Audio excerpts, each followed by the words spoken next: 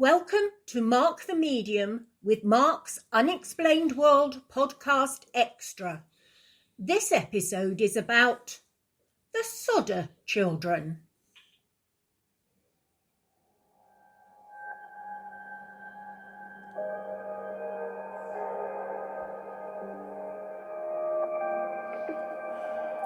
On one snowy Christmas Eve, back in 1945, a fire broke out and totally destroyed a simple family home in Fayetteville, West Virginia, in the United States of America. At the time, the property was occupied by George Sodder, his wife Jenny, and 9 of their 10 children.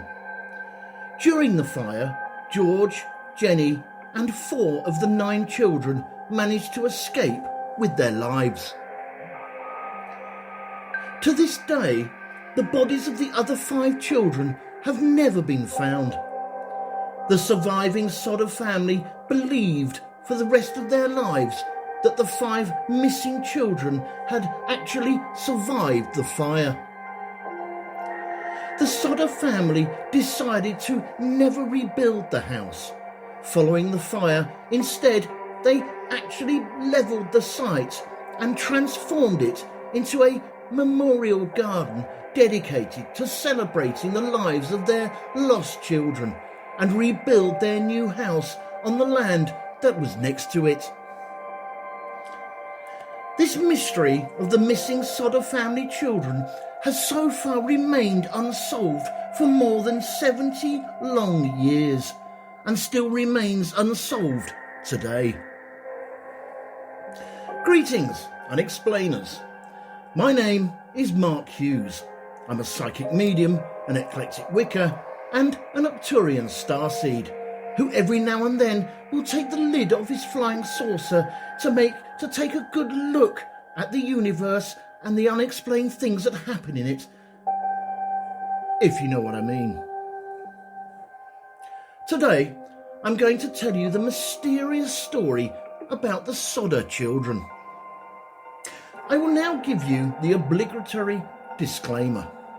This story is a tale that sadly involves children and so may prove upsetting to some.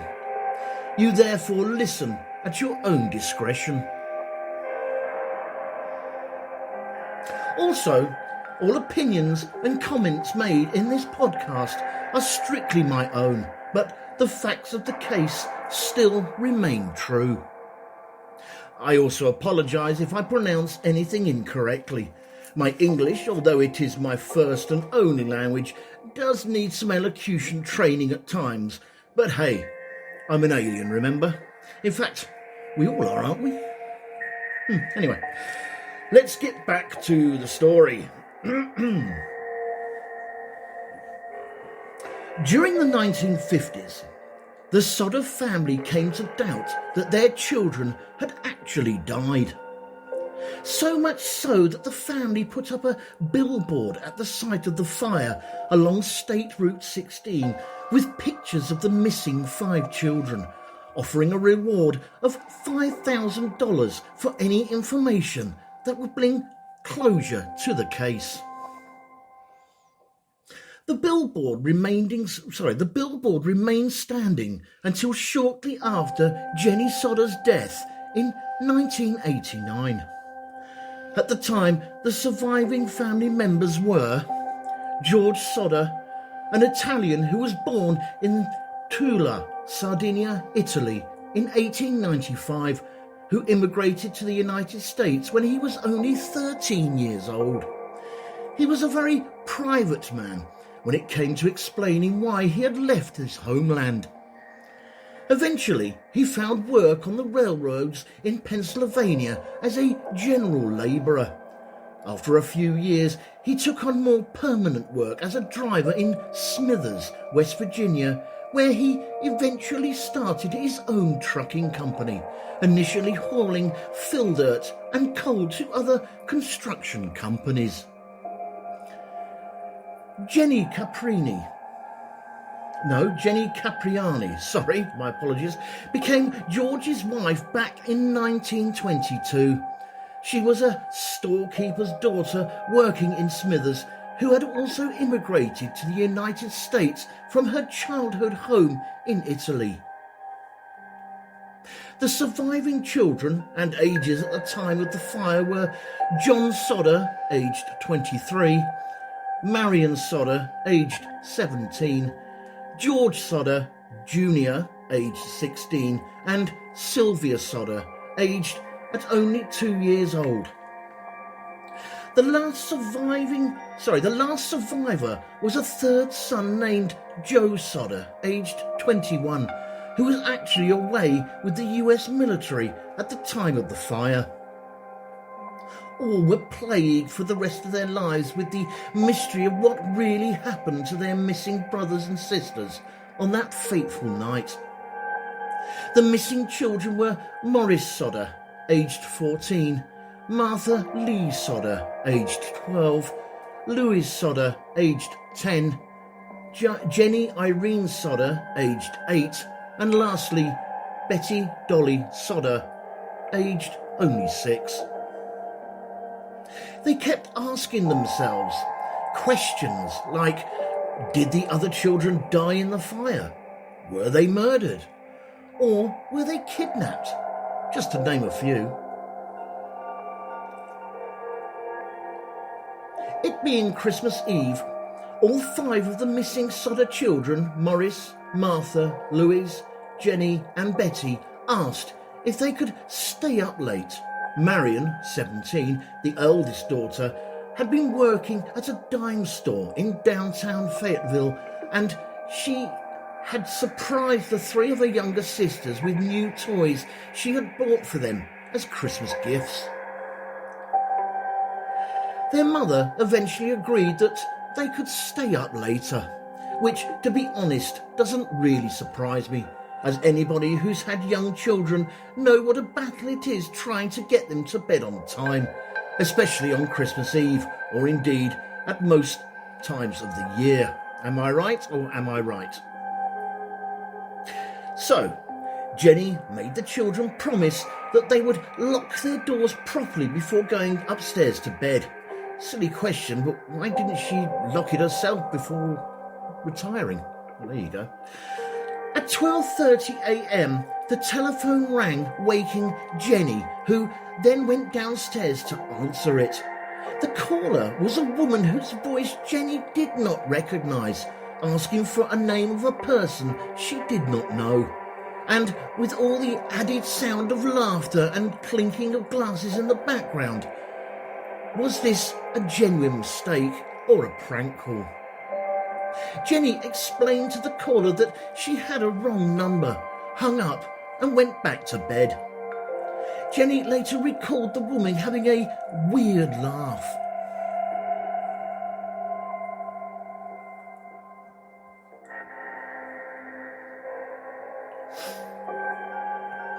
On her way back to bed, she noticed that the lights were still on and the curtains were not drawn. 2 things the children normally attended to before going to bed, when they stayed up later than their parents. Marion, who had fallen asleep on the living room couch, so Jenny assumed that the other children who had stayed up later with her had gone back to bed upstairs in the attic where they slept. She closed the curtains and turned out the light, but then as Jenny made her way back up to bed, she noticed that the door was still unlocked and simply assumed that the children had just forgotten to lock it before they went to bed. Children, eh? So she locked the door herself and went upstairs to bed. Half an hour later, at 1 a.m, Jenny was again awakened, this time by the sound of an object hitting the house roof with a loud bang, followed by a rolling noise. And no, it wasn't Santa Claus, before you all ask. After hearing nothing further at 1:30 a.m, she went back to sleep. Another half hour later, at 2 a.m, she woke up again, this time to the smell of smoke.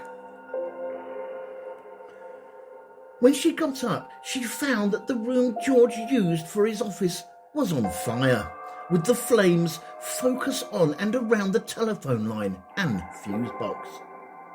Jenny woke her husband this time, who in turn woke his elder sons, John and George, while Jenny woke Marion and Sylvia. Once again, the horrified children looked back to see that the house was now fully up in flames. They frantically tried to save their 5 other children, who they assumed was still trapped inside.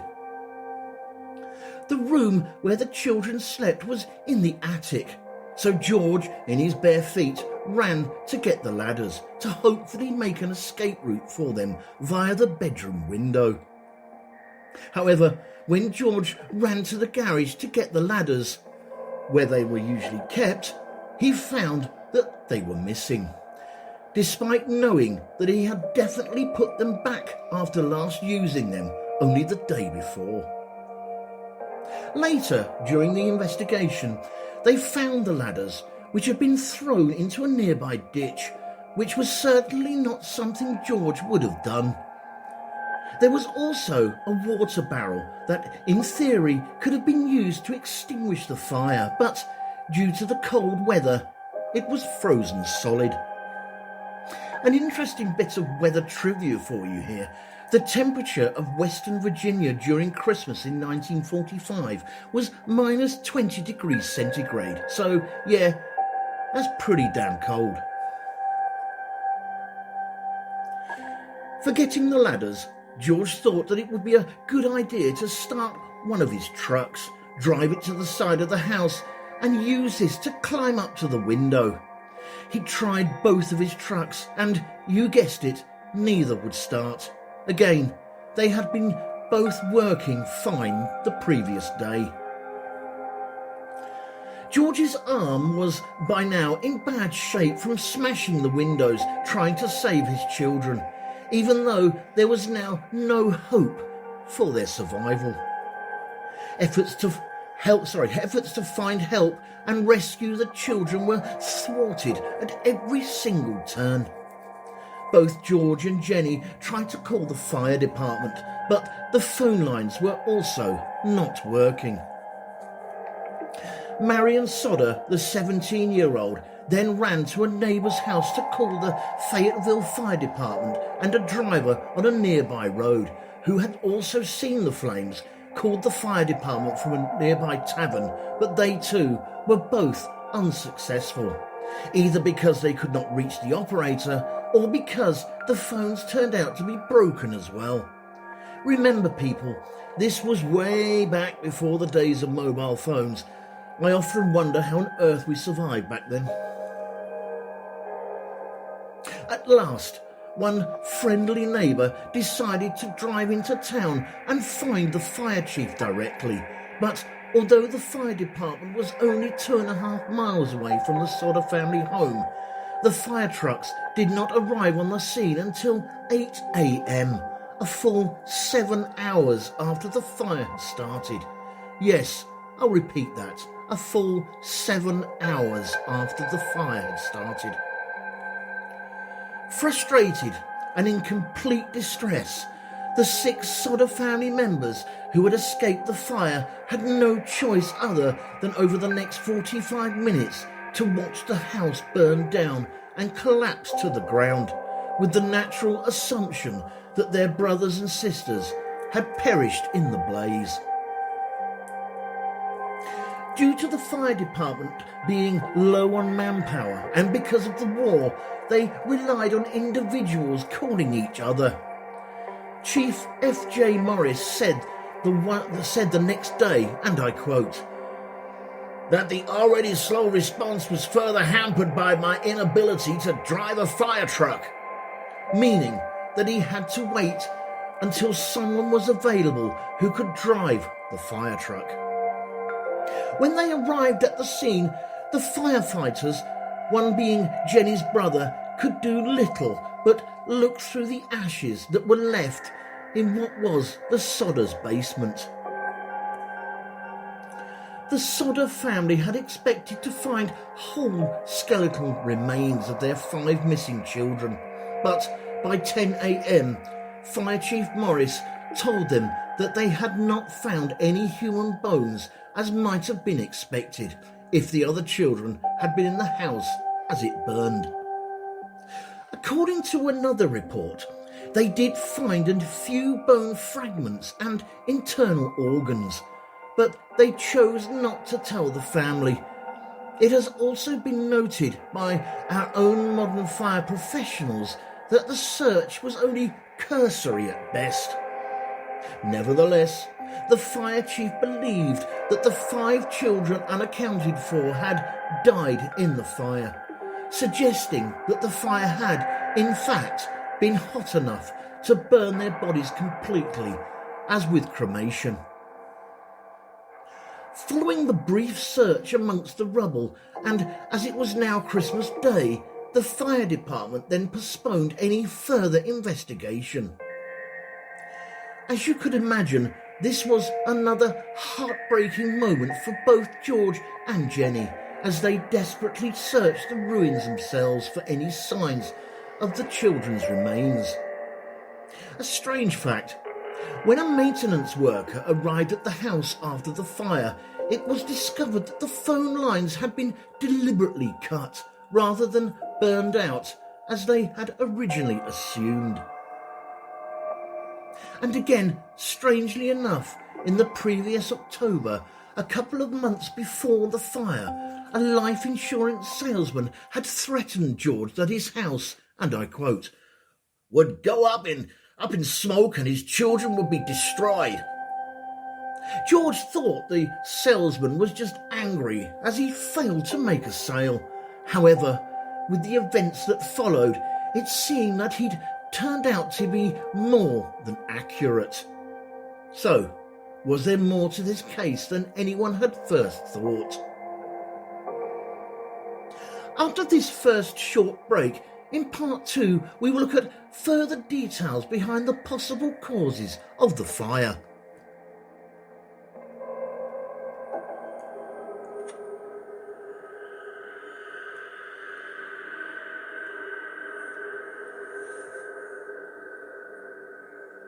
This show is brought to you courtesy of Neil Packer and the Haunted Antiques Paranormal Research Centre.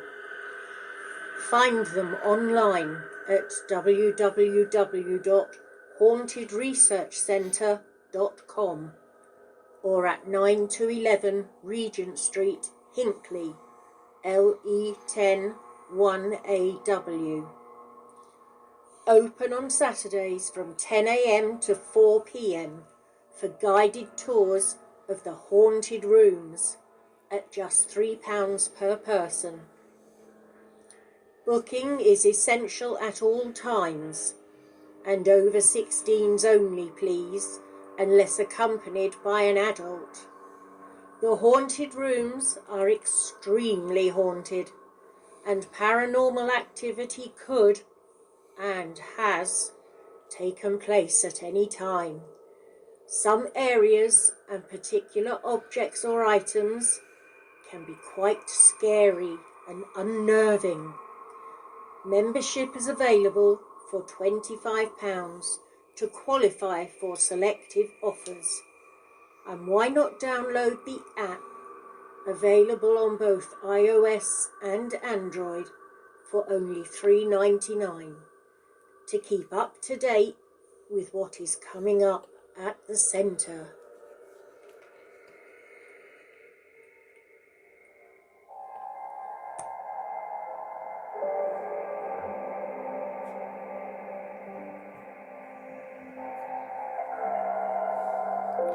An electrician who had also visited the house prior to the fire warned George that their faulty fuse box could have caused a severe fire. But the electric company went on to reassure George that the house was perfectly safe and that the electrician who mentioned the fault was more than likely looking to charge privately for doing extra work that wasn't needed.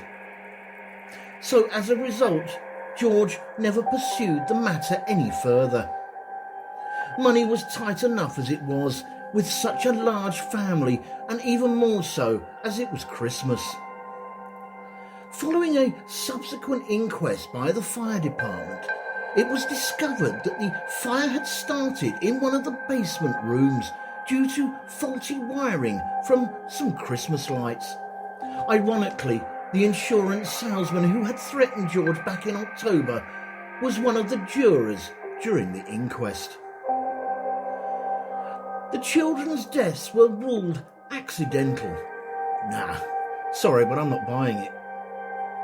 As the family slowly began to rebuild their lives, they started to question all the official findings about the fire. They wondered why.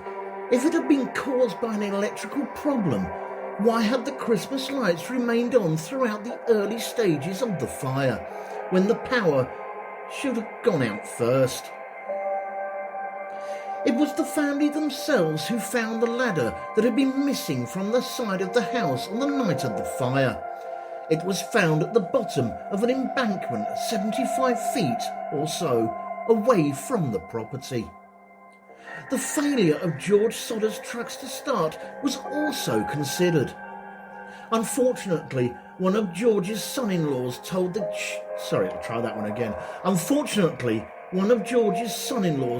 Charleston Gazette-Mail in 2013 that he had come to believe that George and his sons might have, in their haste to start the trucks, flooded the engines.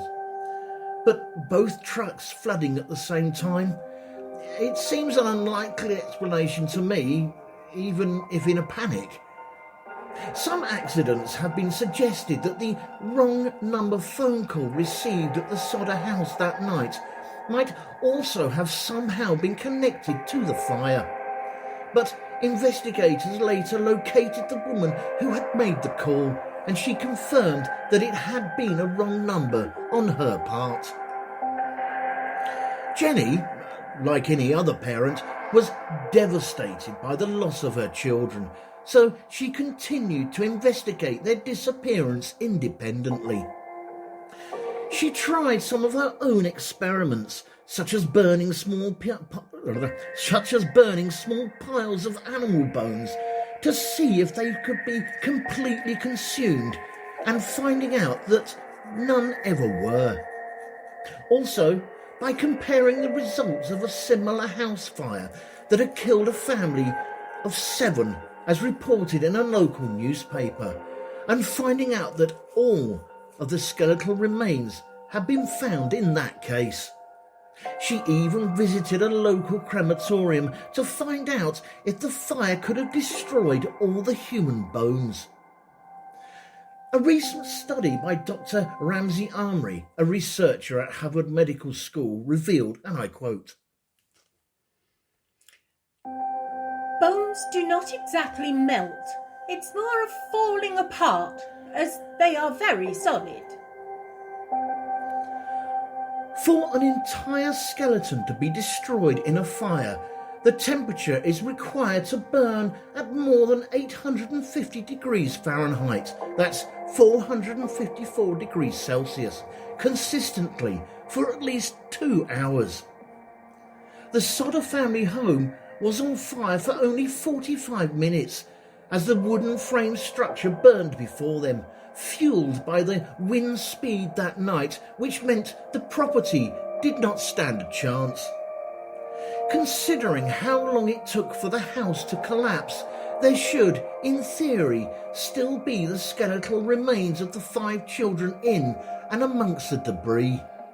Yet, these were never recovered from the site.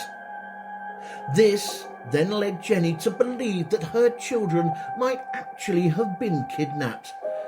Speaking to a local newspaper, the Raleigh Register, more than 30 years after the fire, she said, and I quote, "You can't tell me that my 5 children could burn up in a little old house like that, and something wouldn't be left. No, I'll never believe it." This then led to an even more questions being asked, such as how could 5 children possibly be kidnapped, together from their family home in the middle of the night without waking either the parents or the other siblings. And also, surely by now, wouldn't someone have recognised the missing children and alerted the local authorities? Sorry about that. For some time, Jenny herself was considered a suspect of wrongdoing.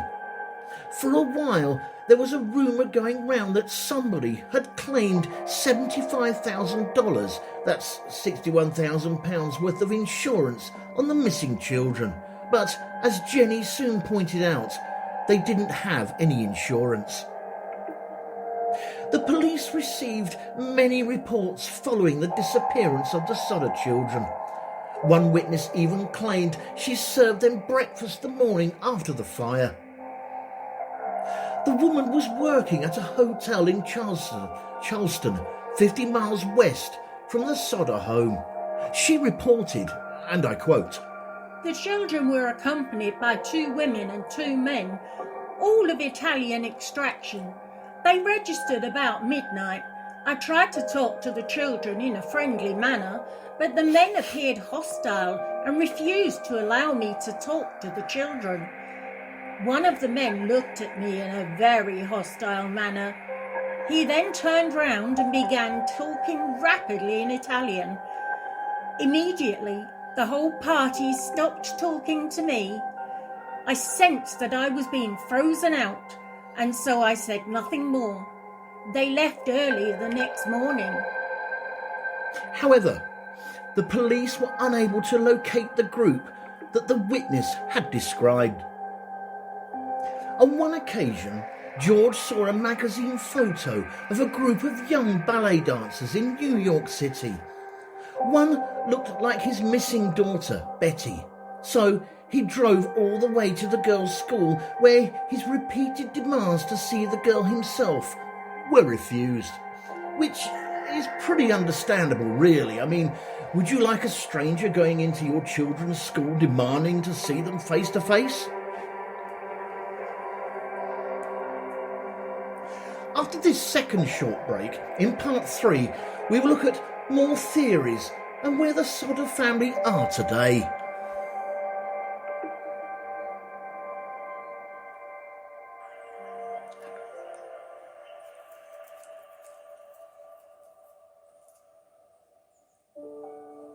Fright Nights was established in 1999 as the first company in the world to offer overnight ghost hunt experiences to the general public, pioneering paranormal events since the last century. Fright Nights operate at hundreds of the UK's most haunted and exclusive venues. All events have their own team of experienced paranormal investigators, mediums and psychics. They have a VIP members club for regular returning guests, offering loyalty discounts and exclusive invitation-only events. They can also host private events for your family and friends. You can contact them on 07852 998 628 or email them at office@frightnights.co.uk, or take a look at their website at www.frightnights.co.uk, where you can see the many locations they investigate and learn about them and the opportunities they have available. Hundreds of ghost hunters join Fright Nights every month for the most thrilling ghost hunting experiences they'll never forget. If you haven't been on a ghost hunt before, then why not join them to see what it's all about? Why not visit their social media sites for up-to-date information on all the places they visit and to see what's coming up in the future? They look forward to seeing you all soon. Fright Nights Ghost Hunting Events. Remember, only the original will do.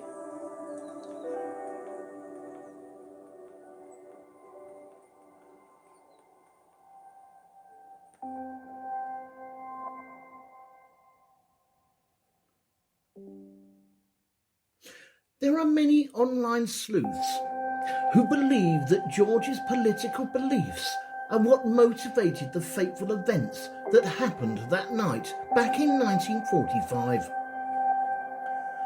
Although the Sodder family were well-respected, middle-class people, George had strong anti-Mussolini views and was against the fascist government in his Italian homeland. In Fayetteville, many of the other families were also Italian immigrants who disagreed strongly with George's views. Also, George was more than aware that the coal trucking business was under constant pressure from the Sicilian mafia, and a few weeks before the fire, the Sodder children had complained a few times, in fact, that a strange car was following them as they returned home from school. Many people strongly believed that the disappearance of the Sodder children was connected to the Sicilian mafia. Although it had come to the end of the official efforts to resolve the case, the Sodder family did not give up hope.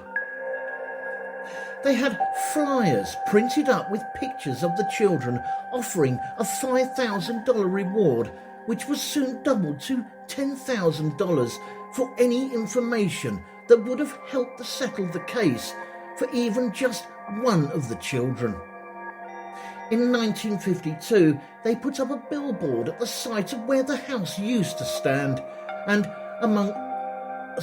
another one along the US Route 60 near Anstead with the same information. It would in time become a landmark for traffic through Fayetteville on US Route 19, known today as State Route 16. Confusing, I know. George followed up as many leads as he could in person, travelling to all the areas that tips were coming from. A woman from St. Louis, Missouri, claimed Martha was being held in a convent. A bar patron in Texas claimed to have overheard two other people making incriminating statements about a fire that happened on Christmas Eve in West Virginia some years before, but none of the tips proved to be of any significance. When George heard later that a relative of Jenny's living in Florida had children that looked very much like his, the relative had to prove to George that the children he had were his own and not George's, before George was satisfied. Then, in 1967, George went to the Houston area to investigate another tip. A woman there had written to the family saying that Louis had revealed his identity to her one night after having too much to drink. The woman believed that he and Morris were both living in somewhere in Texas. However, George and his son-in-law, Grover Paxton, were unable to speak with her. Police were able to help them find the two men she had indicated, but they denied being the missing sons. Paxton said years later that, and I quote, "Those doubts about that denial lingered in George's mind for the rest of his life, until he finally passed away." Louis Sodder was just 9 years old when he was last seen alive. Then, 22 years after his disappearance, his mother Jenny received a letter from Central City, Kentucky, with no return address. The letter also came with a picture that is believed to be of Louis. Interesting fact, if you type Louis Sodder possible picture into Google search on images, you can see the picture yourself. And in my opinion, when you compare it to the photo of him when he was 9 years old, there is a pretty good likeness, but I'll let you decide for yourselves. There was also a message on the back of the photo, which read, Louis Sodder, I love Brother Frankie. Little boys, a 90132 or 35. George and Jenny hired a private detective to investigate the photo and to try to locate the sender. Unfortunately, the detective only reached another dead end. George told the Charleston Gazette Mail it was, and I quote, like hitting a brick wall, we just couldn't go any further. Despite being able to confirm if the photo really was Lewis, the parents still had it framed and placed it in pride of place above the fireplace. So strong was their belief. The disappearance of the Sodder children has remained unsolved for decades. Yet, despite this becoming such a high-profile case, the FBI has never been involved. In 1947, George and Jenny made an appeal directly to J. Edgar Hoover, hoping that he would help them. They received the following personal letter from Hoover, which stated, and I quote, "Although I would like to be of service, the matter related appears to be of local character and does not come within the investigative jurisdiction of this bureau." Other FBI agents said that they were willing to help the family once they were granted permission from local authorities. But for some reason, both the Fayetteville police and the fire department refused to give the go-ahead. This was yet another devastating blow for the Sodder family. Sadly, George Sodder died in 1969. Jenny and her surviving children continued to seek answers to their questions about the fate of their brothers and sisters, all except John, who never talked about the night of the fire, except to say that the family should accept what happened and move on with their lives. Jenny stayed in the family home, putting up fencing around it and adding additional rooms for their growing family. For the rest of her life, she wore black in mourning and spent the time tending the garden at the site of the former house. After Jenny's death in 1989, the family finally took the old weathered, worn-out billboard down. The surviving Sodder children, joined by their own children, continued to keep the case in the public eye by investigating any new leads that came their way. They, along with the older Fayetteville residents, have theorised that the Sicilian Mafia was trying to extort money from George, and that the children may have been taken by someone in the know, who knew about the planned arson attack, and told the children they would be safe if they left the house. It was also questioned if they had possibly been taken to Italy. If the children had survived all those years and were aware that their parents and siblings had survived too, the family believes they may have avoided contact with them to keep them from any harm. Sylvia Sodder Paxton, the youngest of the surviving Sodder siblings, died in 2021. She was in the house on the night of the fire, which she said was her earliest memory. She also recalled that she was the last child to see the family home. Leave the family home, sorry.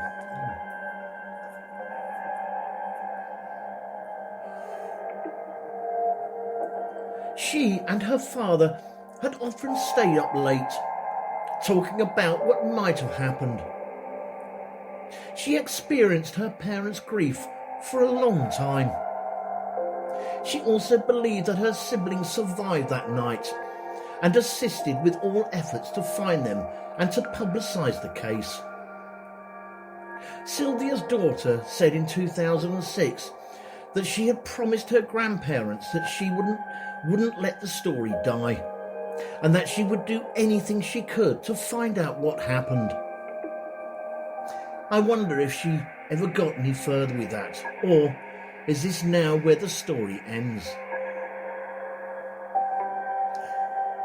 Thank you all for taking the time out to listen to this episode of Mark's Unexplained World Extra. In our next episode, show number 2, we are going to be looking at the Bennington Triangle. The Bennington Triangle is where several people went missing over a 5-year period between the years 1945 and 1950. Precisely what area is encompassed in this hypothetical mystery triangle is not exactly clear, but the towns surrounding the area began a slow decline towards the late 19th century and have all now become essentially ghost towns.